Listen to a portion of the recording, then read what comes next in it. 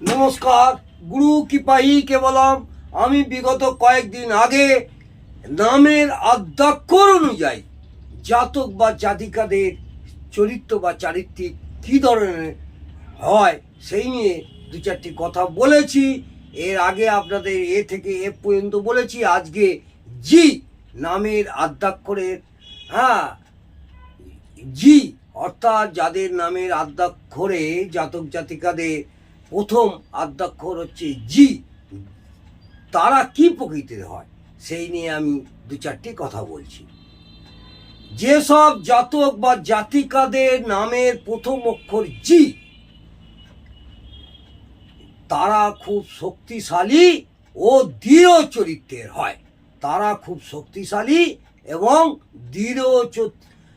দৃঢ় চরিত্রের হয়, এটা মাথায় রাখবেন। কোনো রকম কুসংস্কার মেনে চলে না।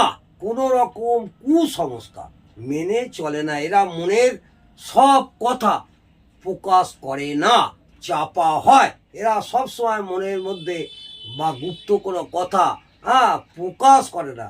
নিজের পার্টনারের সঙ্গেও এরা প্রকাশ করবে না। এরা খুব চাপা হয়, চাপা স্বভাবের হয়, এটা মাথা রাখবেন।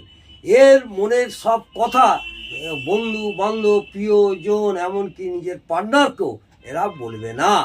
নিজেকে নিয়ে নিজেই খুব চিন্তা করে, নিজে কি করে উন্নতি করব, নিজেকে নিয়ে খুব চিন্তা করে। বিভিন্ন বিষয়ে এদের জ্ঞান থাকে, যে কোনো কাজে এদের জ্ঞান থাকে। মন মানসিকতা মধ্যম প্রকৃতির হয়।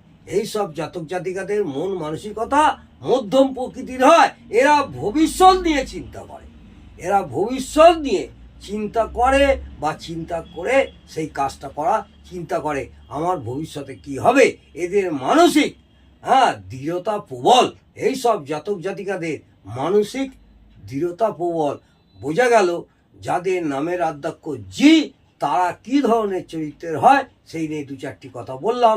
নমস্কার, জয় মা তারা।